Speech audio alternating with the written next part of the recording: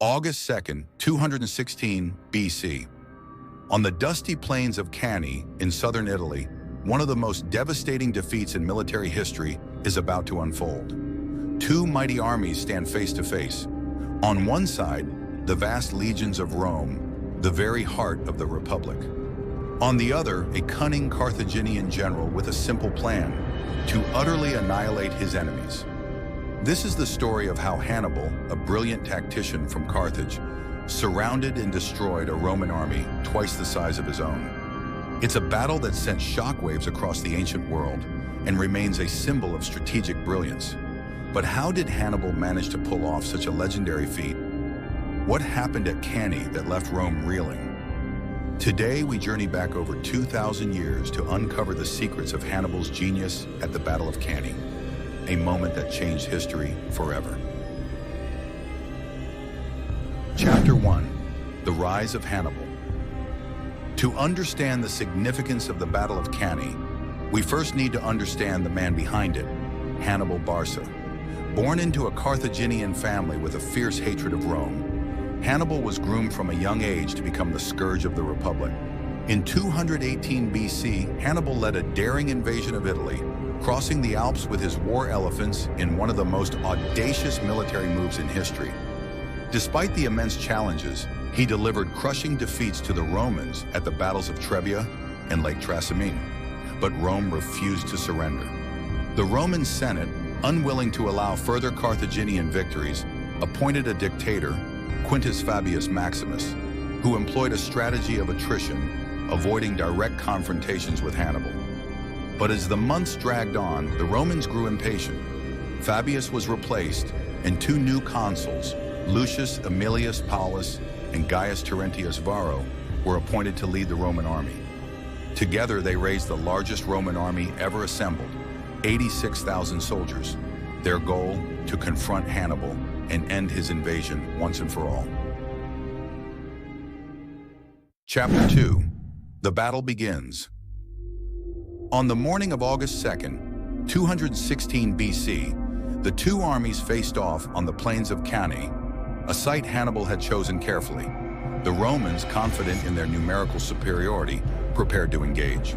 But Hannibal had a plan, a brilliant yet dangerous strategy that would soon unfold. Hannibal's army was far smaller, numbering between 40,000 and 50,000 men, but his troops were battle-hardened veterans from diverse backgrounds: Carthaginians, Spaniards, Gauls, and Numidian cavalry. Hannibal knew that to defeat the Romans, he needed to neutralize their strengths, namely their heavy infantry. His plan was simple: let the Romans come to him and then trap them. Unlike the Romans, who relied on brute force and superior numbers, Hannibal deployed his forces in a crescent formation, with his weaker troops in the center and his elite African infantry on the flanks. He intended to lure the Romans into the center, allowing their strength to become their downfall. Chapter 3. Hannibal's Masterpiece. The battle began with the Roman legions surging forward, aiming to smash through Hannibal's center. At first, it seemed like the Roman strategy was working. They pushed deeper into the Carthaginian lines, forcing Hannibal's center to buckle. But this retreat was all part of Hannibal's plan. As the Romans advanced, they became more and more compressed, their formation tightening until they could barely maneuver. Meanwhile, the Carthaginian cavalry had driven off the Roman cavalry on both flanks. With the Roman cavalry defeated, Hannibal's forces began to close in. His African infantry, stationed on the flanks, now turned inward, attacking the Romans from both sides. At the same time, the Carthaginian cavalry completed the encirclement, sealing the Roman army in a deadly trap. Hannibal had executed one of the earliest known examples of a double-envelopment, a tactic that would go down in military history. The Romans, trapped in a tightening ring of Carthaginian forces, were utterly helpless.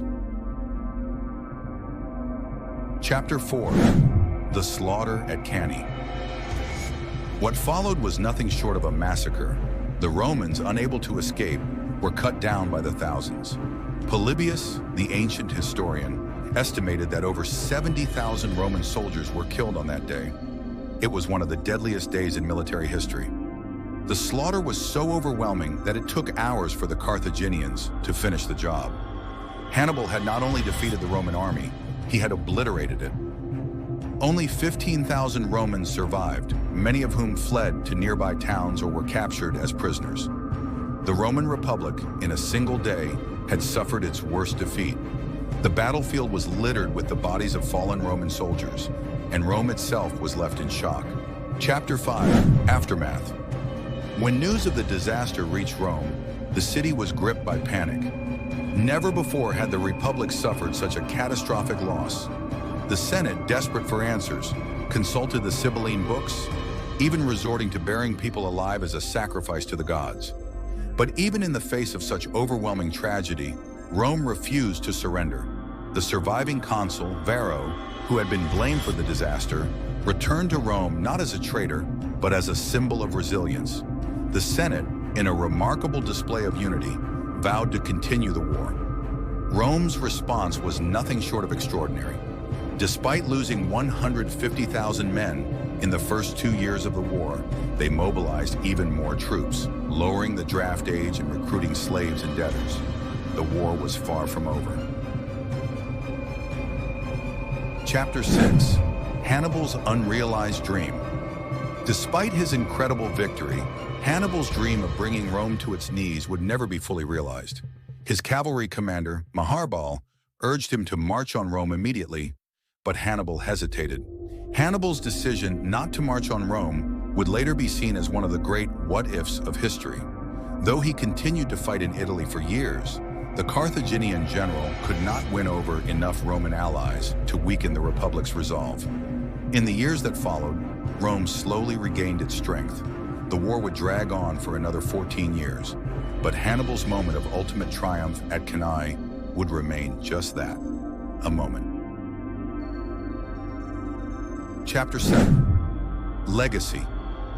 The Battle of Cannae remains one of the most studied battles in military history. Hannibal's double-envelopment tactic is still regarded as a masterpiece of strategy. It's a battle that has inspired countless generals over the centuries, from Napoleon to modern military theorists. Cannae is not just a tale of a catastrophic Roman defeat, it's a lesson in the art of war.